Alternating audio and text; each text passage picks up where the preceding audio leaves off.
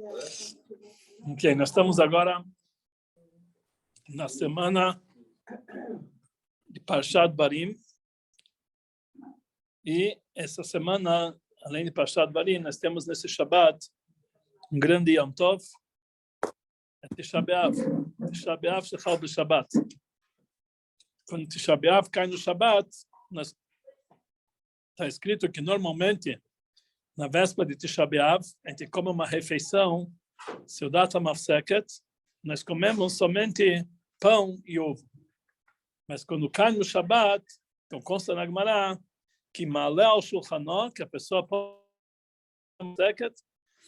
que Seudat Shlomo B'Sható, igual uma refeição do rei Shlomo na época da sua riqueza. Nós podemos fazer uma refeição Seudat HaMafseket com todo luxo, igual fazia Shlomo HaMelech no momento do seu reinado. Quer dizer, em vez de ser um dia de luto, nós podemos fazer desse dia um dia festivo. Tisha B'Av shechal b'Shabbat. Apesar que tem certas limitações nesse Shabbat, por exemplo, Shabbat à tarde nós não falamos Pirkei Avot, porque tem ideias que não se pode estudar, não se pode ter relações maritais também por causa do luto,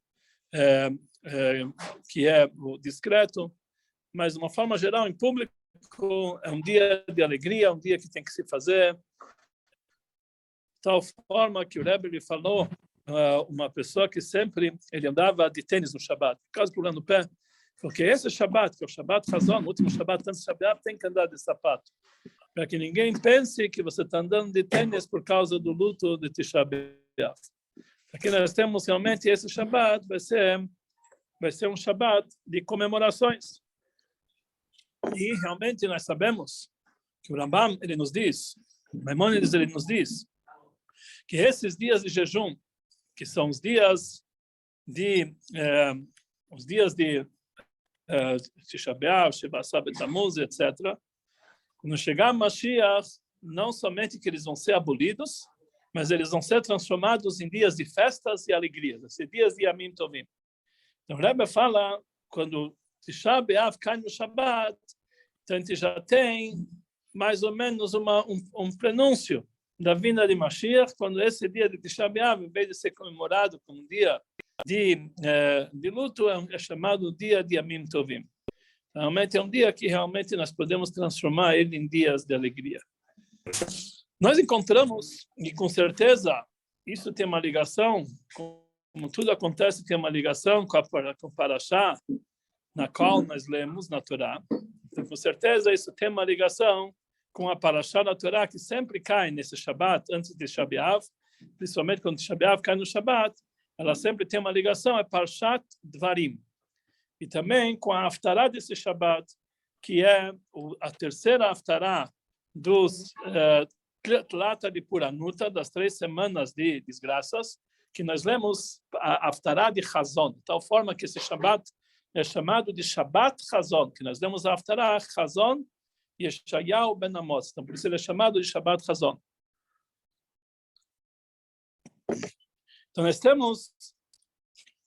temos muita coisa aqui em comum. Parshat Bamidbar, Parshat Barim, Shabbat Hazon, Tisha B'Av que cai em Shabbat, tudo isso tem uma ligação.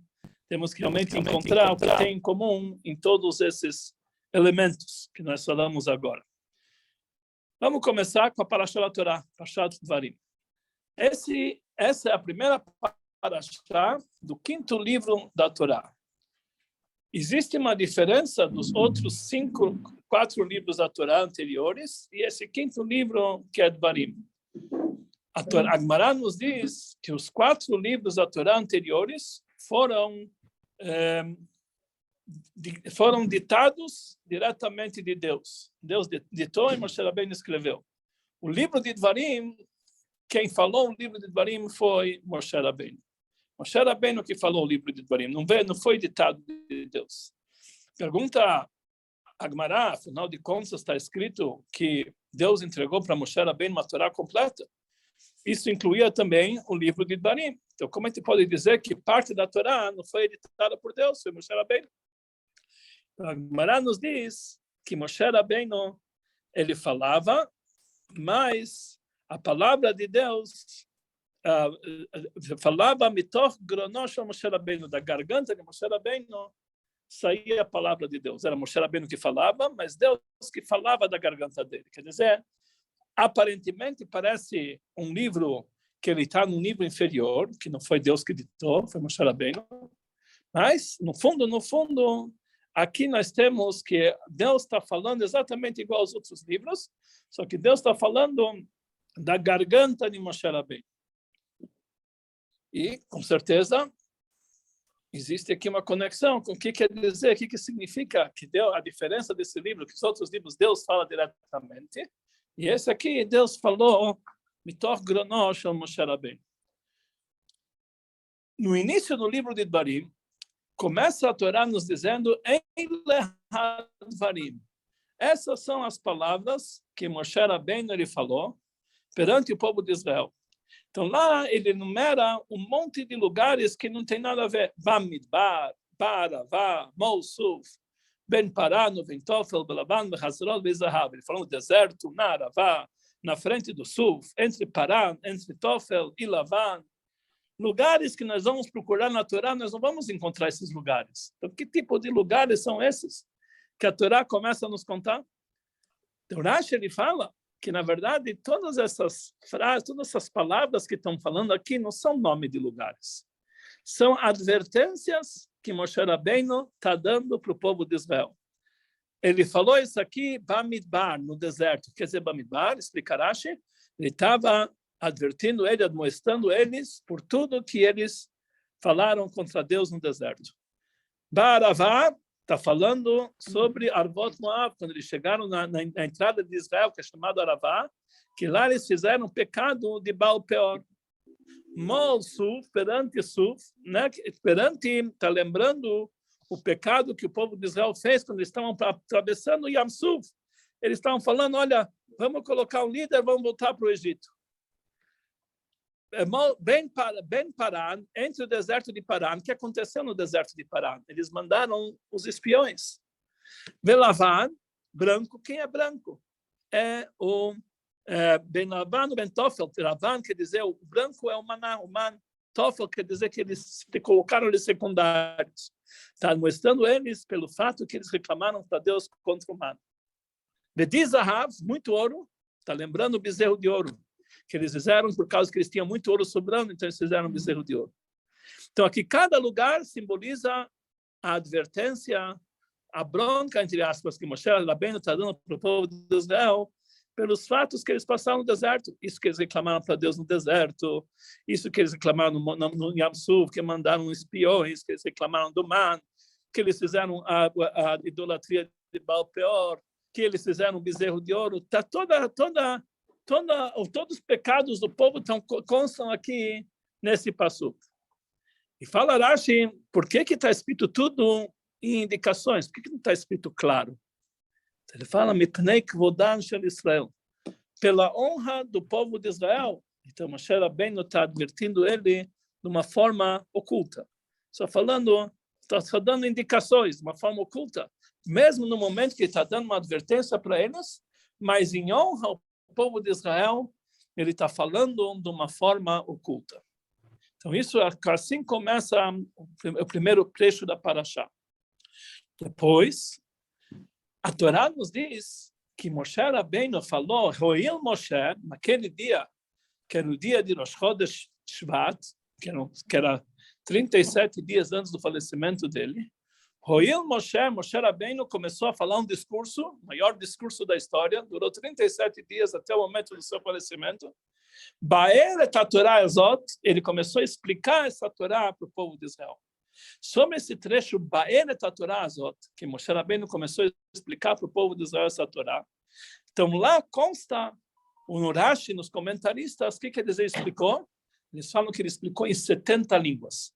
Moshe Rabbeinu falou esse discurso em 70 línguas. Imagina, 70 línguas, tudo que ele falou, traduziu para o chinês, para o japonês, até para o português, tudo. Então, todas as 50 línguas, tudo constava lá. E tudo isso aqui faz parte da nossa Parashá.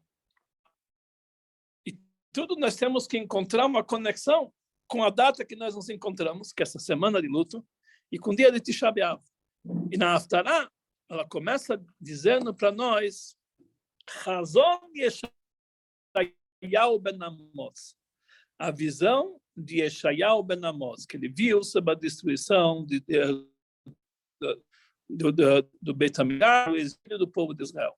A Haftarah inteira fala sobre isso. Então, apesar que essa Haftarah foi instituída não por causa da Parashá da Semana de Barim, mas sim pela data que ela cai, sempre no Shabbat, antes de Tisha B'Av, temos que ler essa Haftarah por causa da data. Mas como todos os anos coincide com Dvarim, temos que dizer que existe uma relação dessa Haftarah com a Parashá de Dvarim e tudo que nós falamos e toda essa época que nós nos encontramos.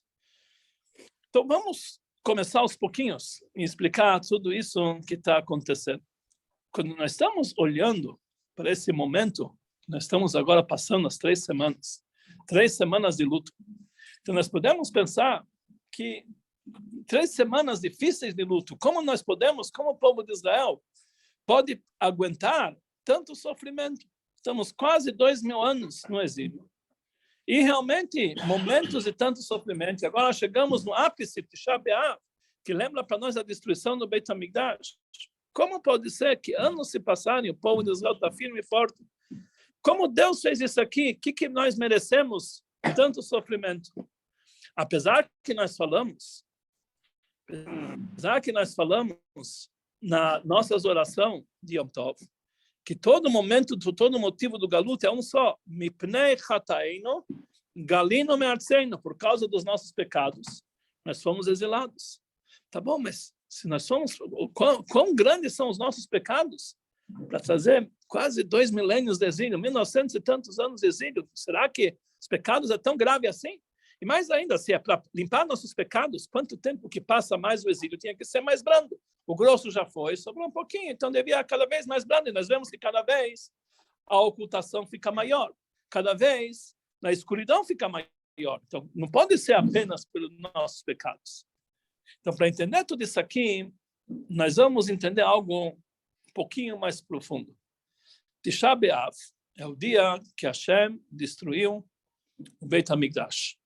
No primeiro templo mandou os babilônios, e no segundo templo mandou os romanos. Foi o dia da destruição do primeiro e do segundo Beit HaMikdash.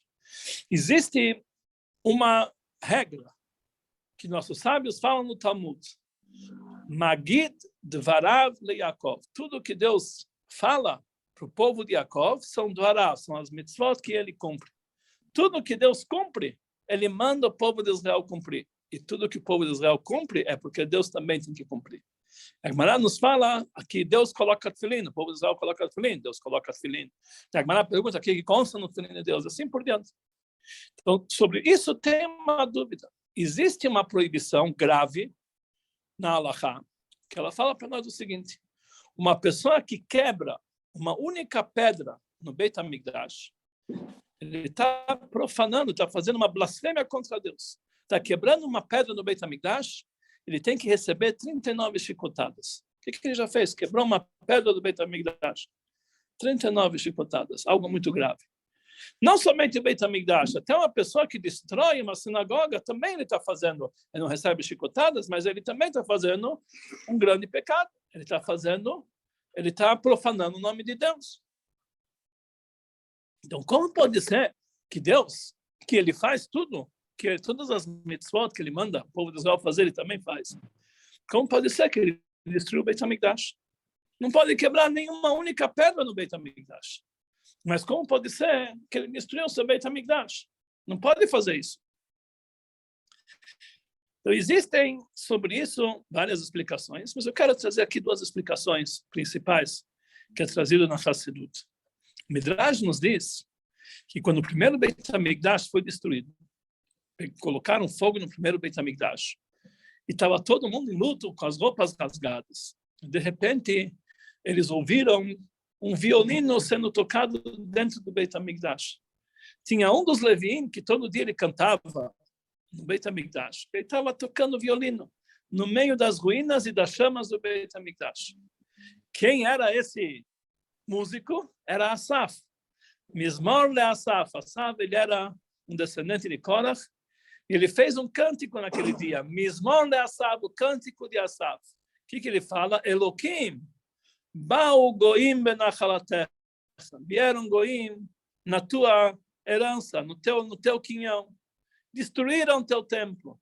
Colocaram a tua casa em ruínas. Ele estava cantando uma música, tocando violino. A Gemara pergunta, Mizmor le'Asaf, isso a gente chama o cântico de Asaf. Kiná le'Asaf mibai, devia estar escrito a lamentação de Asaf, não o cântico de Asaf. E realmente chegaram para Asaf e falaram, você está louco, o que aconteceu? Todo mundo chorando e você está tocando violino e cantando? Ele falou, nós agora acabamos de presenciar o maior milagre que Deus fez com o povo de Israel. Imagina, ele estava com raiva do povo de Israel pelos pecados do povo. E aonde ele descontou a raiva dele? Em pedras e madeiras. Queimou a sua casa, queimou o templo, mas poupou o povo de Israel. Imagina, o maior milagre que aconteceu, essa destruição demonstra para nós como Deus gosta da gente.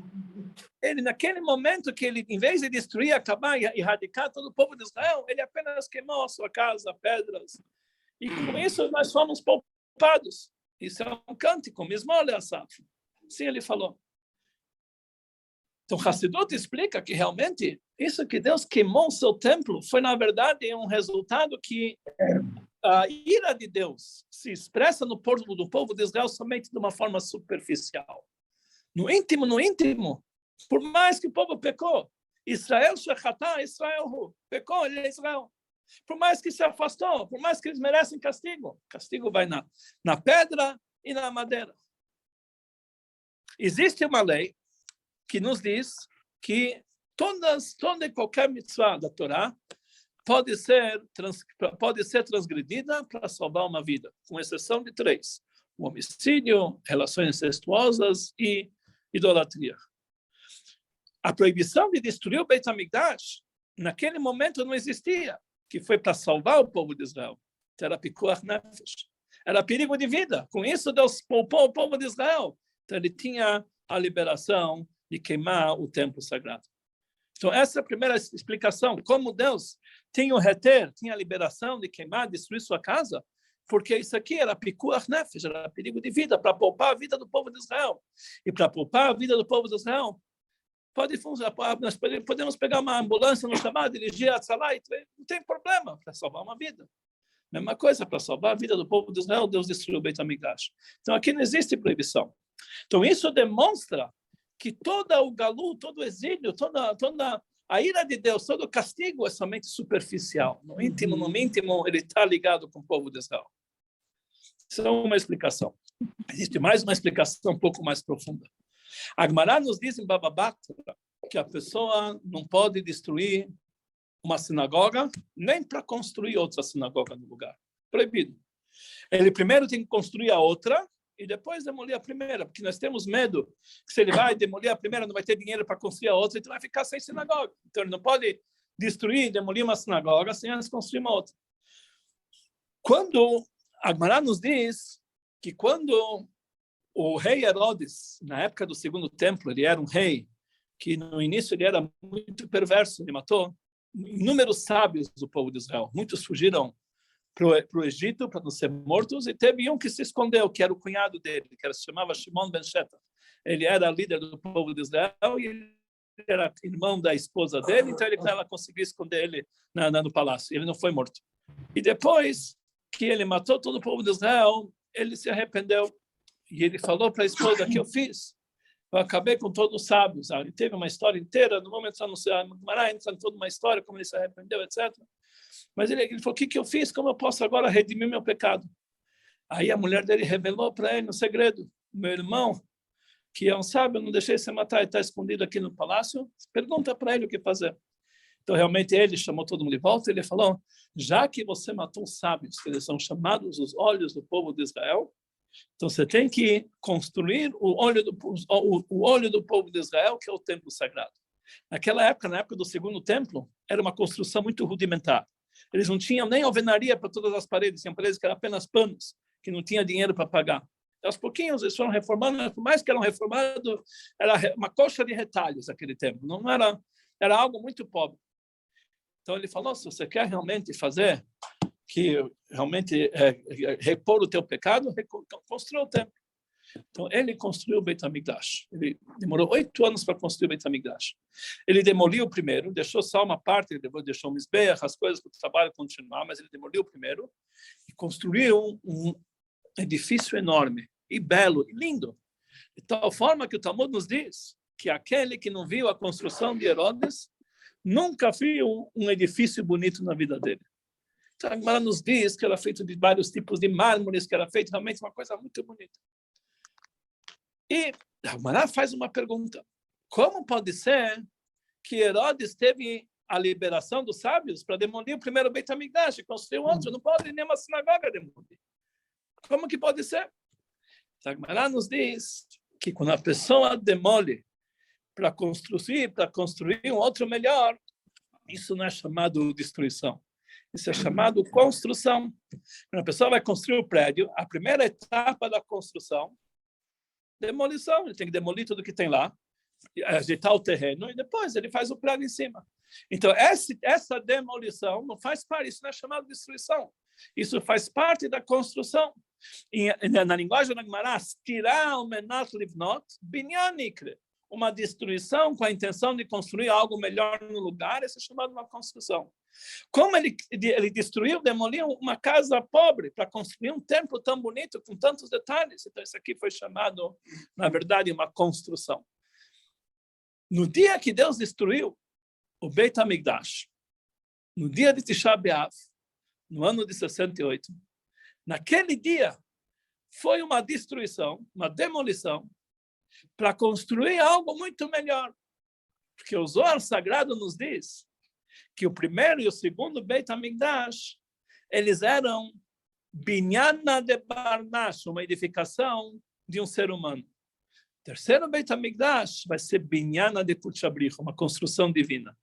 Então, para destruir esse templo tão rudimentar, por mais que ele era bonito, era de Herodes, o edifício mais bonito, mas ainda era de um ser humano, para construir um templo divino no lugar, então realmente isso aqui não é chamado de destruição. Ele demoliu para construir algo muito melhor. E nós sabemos que para a pessoa destruir, a permissão que Herodes tinha para demolir e construir, quando só se fosse de imediato, demolir e construir de imediato. E esse templo já está mais de 2 milênios, quase 2 milênios sem construir. Cadê essa demolição para construção? Mas a verdade é que Deus não esperou nenhum segundo para construir outro templo. Imediatamente, no momento da destruição, naquele próprio Tisha B'Av, o terceiro templo foi reconstruído. Só que ele não se encontra aqui embaixo. Ele se encontra nos mundos superiores. Existe um nível, o Talmud nos diz em Parshat Hagigah que existem 7 céus. Um dos céus é chamado Zvul. O que tem nesse Zvul? O Beit HaMikdash. E lá tem Yerushalayim. Yerushalayim Shamala, Yerushalayim lá de cima. Migdash Adne Konenu Yadech. Lá tem o Beit HaMikdash. Lá tem o Mizbeach. Lá está sendo feito Korbanot. E quem é o Kohen? Michael, o anjo Michael. Se encontra para nós no Talmud. Quer dizer, o templo foi construído imediatamente. Então não foi uma demolição. Não foi uma destruição. Foi tirar o menat livnot. Foi uma destruição com a intenção de construir. E fala para nós, Rabbi Hillel de Paris, em nome de Rabbi Levi de Barditch. Ele fala que todo ano, nesse Shabbat, que é chamado Shabbat Chazon. Shabbat Chazon quer dizer o Shabbat da visão, que nós falamos a visão de Yeshayahu ben Amoz. Quer dizer, um Shabbat que nós lemos, por que é chamado Shabbat Chazon? Por causa da Haftarah, o Shabbat da visão. Nesse Shabbat, Deus mostra para todo judeu o terceiro Beit HaMikdash. Aquele terceiro Beit HaMikdash que foi construído lá em cima, Deus mostra para todo judeu nesse Shabbat. E ele conta um exemplo para isso. Ele fala um exemplo de um rei, que ele tinha um filho querido, príncipe. E ele fez para esse príncipe um manto muito bonito. Ele fez para ele um vestimento muito bonito. E a criança se foi com o primeiro um manto tão bonito, saiu na rua, E, logicamente, ele era muito comportado. Em 2 minutos, ele rasgou em pedacinhos todo esse manto. Voltou para casa com tudo rasgado. O rei pagou tanto dinheiro para isso. Ele ficou logo, o que você fez, meu filho? Ah, sabe o que é? Foi meu amigo. A gente conhece essa história. Ele acabou. Passou um tempo, o rei ficou muito nervoso. Mas não tinha outro jeito. Ele mandou o alfaiate fazer mais um manto. Fez mais um manto. E outra vez ele deu para o príncipe. E outra vez ele saiu e não se comportou e acabou rasgando o manto. A terceira vez, ele fez um vestimento mais bonito ainda que os dois, mas dessa vez ele não deu para o filho. Ele colocou no armário com uma parede de vidro na frente. E de tempo em tempo ele chama o filho dele e falou, olha, tá vendo esse manto? Ele é mais bonito dos dois que você tinha, mas você só vai receber aquele quando você aprender a se comportar bem. Assim fala a Levícia de Barditch. A mesma coisa, Deus construiu o Beit HaMikdash e deu para os filhos. Eles não se comportaram, quebrou o Beit HaMikdash. Deus construiu o segundo Beit HaMikdash, outra vez não se comportaram, quebrou. Então Deus construiu o terceiro naquele mesmo dia. E anualmente, quando tem esse Shabbat Chazon Yeshayahu, a visão de Yeshayahu, Deus mostra para ele, para o seu filho, olha o terceiro templo. Todo judeu tem a possibilidade de ver esse terceiro templo. E cada um, naquele momento, consegue sentir um sentimento de arrependimento e tomar a decisão que vai ser melhor e Deus vai dar para nós o terceiro templo muito em breve. Quer dizer, aqui nós vemos uma combinação, uma explicação muito profunda na Parashá, na Haftará, nas datas, que todo o exílio, tudo isso que nós estamos passando, todo o sofrimento, todo o jejum, todo o luto, é tudo superficial. No íntimo, Deus ama o povo de Israel e esse exílio demonstra o amor oculto que Deus tem pelo povo de Israel. O Midrash nos conta que uma vez tinha um árabe que ele estava arando no dia de Tisha B'Av. Tinha um árabe que ele estava arando o seu campo com boi. Esse árabe, os comentaristas explicam que era nada mais e nada menos que o Eliyahu Navi, o profeta Eliyahu, que ele vem de vários corpos aqui, ele estava como árabe arando o seu campo. De repente, o boi dele mugiu. Naquele momento que o boi dele mugiu, ele sentou no chão e ele rasgou as roupas. Ele falou, o boi acabou de me avisar que o Beit HaMikdash foi destruído. Ele sentou no chão. Passou um tempo. O boi mugiu novamente. Aí ele se levantou, continuou a trabalhar. Falou, o boi acabou de me avisar que Mashiach nasceu, Moshiach de Israel, o salvador do povo de Israel nasceu. Ele continua a trabalhar. É um Midrash. Um Midrash que parece algo que realmente uma história. Mas, na verdade, esse Midrash ele tem ligação com a Halachá. A Halachá pega esse Midrash e adota para que realmente nós devemos levar a sério essa história. Nós sabemos que Tisha B'Av nós não podemos sentar em cadeira alta, nós sentamos em cadeira baixa. Tiramos a cortina da Torá, apagamos as luzes da sinagoga e deixamos poucas luzes. E as pessoas sentam no chão, ficam, ligam, falam errar. Não colocamos filim, tudo é luto. Chega meio-dia, tudo muda. Se coloca a cortina de volta, sentamos em cadeira alta, colocamos filim, estudamos tudo aquilo que não estudamos. Por que o luto do meio? O jejum é 24 horas, porque meio-dia acabou.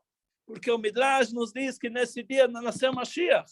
Então, a partir do meio-dia é chamado Menachem, já começa o consolo. Então, aí nasceu Mashiach. Finalmente, a coisa funciona diferente. E esse é um dos motivos que Tisha B'Av não se fala Tachanun. Como não se fala Tachanun? Dia de luto. Porque é um dia de festa, porque nesse dia nasceu Mashiach. Tisha B'Av é o dia que Deus destruiu o Beit HaMikdash. Foi o dia que ele construiu o terceiro Beit HaMikdash. Naquele mesmo dia, demoliu, mas construiu um novo. Naquele mesmo dia. Deus trouxe o povo de Israel para o exílio. Naquele mesmo dia nasceu Mashiach. Naquele mesmo dia começa o consolo. Quer dizer, superficialmente é um dia de luto. Intimamente, ele é um dia de alegria, um dia de festas. Então, por que realmente o povo de Israel foi para o exílio? Se realmente, no íntimo, Deus ama o povo de Israel. Então, fala para nós, o Midrash, e o Rashi ele traz, Tzedaká Asa Kadosh Baruch Hu, Deus fez uma tzedaká com o povo de Israel, Shepizran Levei Nomot Olam, que ele dissipou o povo de Israel entre todos os povos do mundo. Tzedakah, isso é uma tzedakah que a gente não quer receber, a gente quer outros tipos de tzedakah. Então explica a Hassidut o seguinte, quando Deus criou o mundo, O intuito de Deus na criação foi para que Deus tivesse uma moradia nesse mundo inferior. Em cada cantinho desse mundo existem faíscas divinas, que elas têm que ser levadas. E para isso o povo de Israel ele vai de canto em canto, em todos os lugares do mundo, para catar essas faíscas. Então Deus já fez uma tzedakah e espalhou o povo de Israel em todos os lugares do mundo. Onde existe um judeu, lá ele está fazendo o trabalho dele de levar. E esse é todo o intuito do exílio. É levar essas faíscas divinas que se encontram.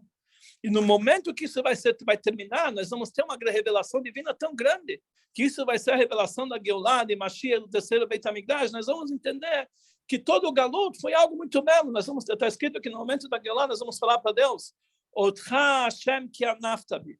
Agradeço a Hashem por tudo que me fez sofrer. Que nós vamos entender que como todo esse exílio, na verdade, faz parte de uma grande revelação. Agora nós vamos entender tudo que nós falamos anteriormente.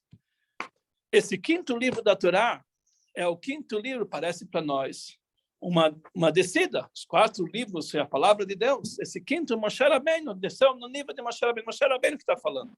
Então a gente pode pensar que nós tivemos uma descida. Não, saiba que essa descida é só por forma. No íntimo,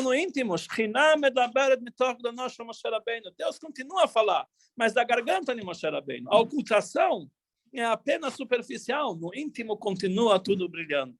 A exemplo do galut, vocês pensam que o galut não é nada de galut, Deus continua presente, mas de uma forma oculta. No galut, dia a dia acontecem muitas coincidências que Deus faz acontecer, são os milagres que Deus está mostrando. Mas por que a gente encontra que pensa que é só coincidências, que está tudo oculto? A gente pensa que está vendo Moshe Rabbeinu, a Shekhinah está falando dentro da garganta de Moshe Rabbeinu. Quando Moshe Rabbeinu vai dar bronca no povo de Israel, vai advertir eles por todos os pecados que eles fez, a Torá escreve tudo de uma forma oculta. Tudo está indicação, não está nada claro, não está nada revelado, para dizer para nós que todos os castigos, todos os pecados, tudo isso aqui é apenas algo superficial. Moshe Rabbeinu não lembra na Torá uma vez em honra ao povo de Israel. O que quer dizer isso? Que no íntimo, o povo de Israel é puro. Por isso, todas as advertências no começo da nossa paraxá, está tudo em códigos. Por quê? Para dizer que isso não é a verdade do povo de Israel. Tudo isso aqui é um código para revelar o íntimo de cada um de nós, que é a presença divina que se encontra dentro do povo de Israel. E por isso Moshe Rabbeinu explicou a Torá em 70 línguas.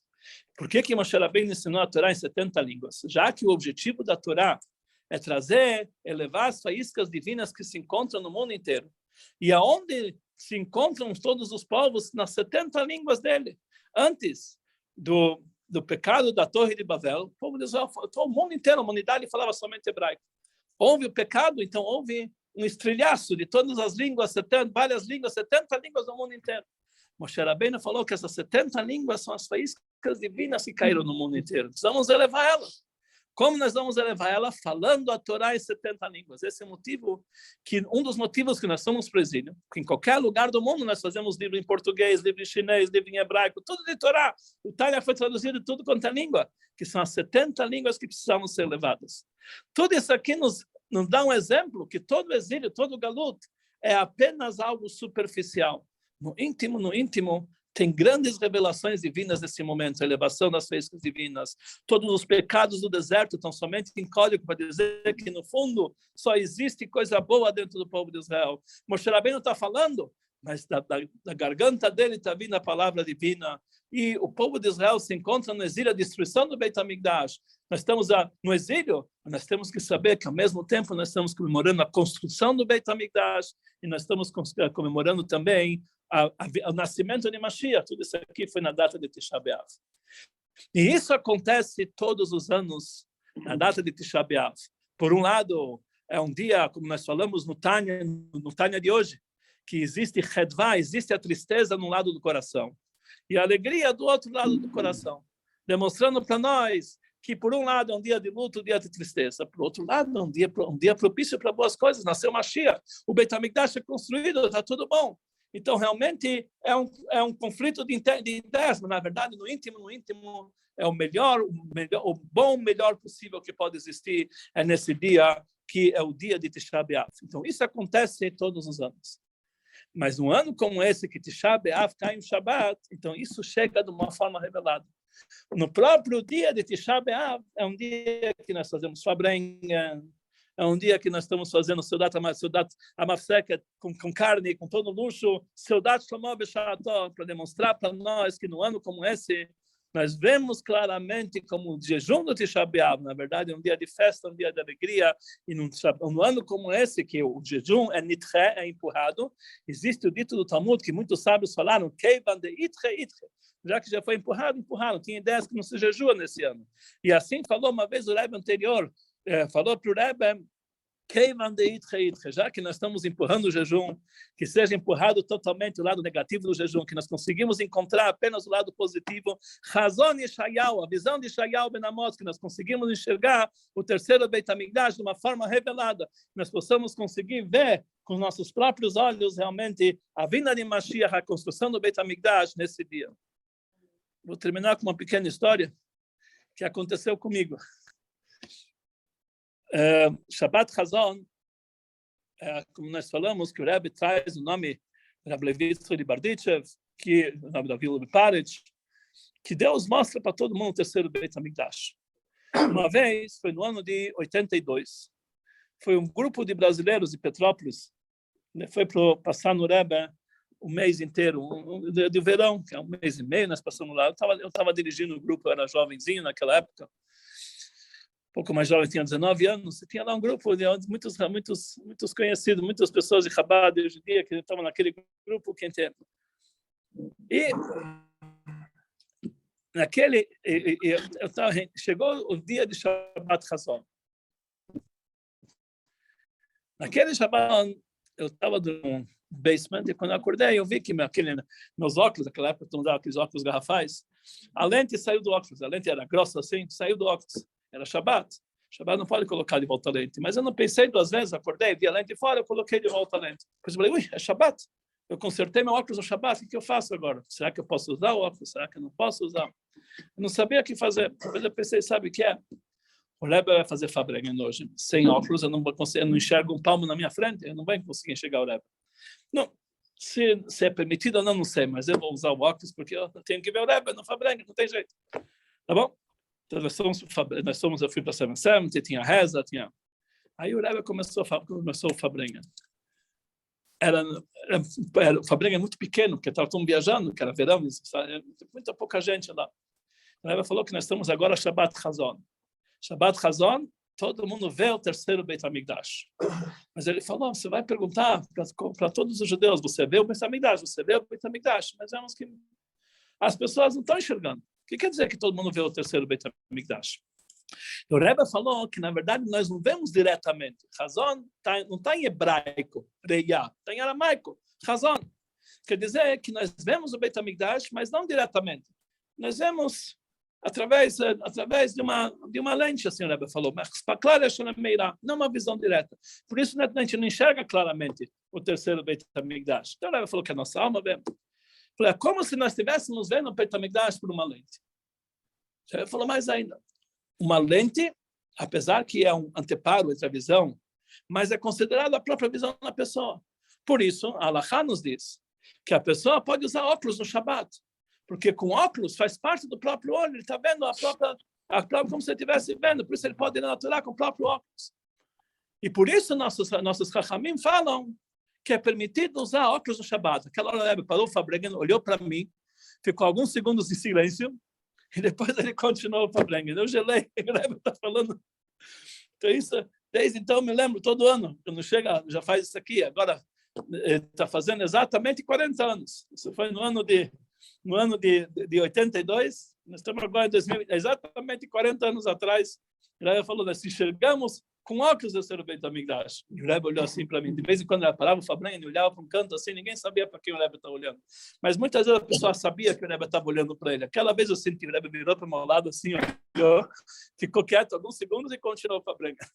Então isso realmente é uma lição que nós estamos vendo o terceiro Beit HaMikdash. Às vezes pode ser que nós achamos que nós não estamos vendo, nós estamos vendo somente galut, nós enxergamos somente desgraças. Oi, tem pandemia, oi, tem inflação, oi, o Lula vai entrar, oi, o que vai acontecer com o Brasil, oi, que Israel está sem eleição.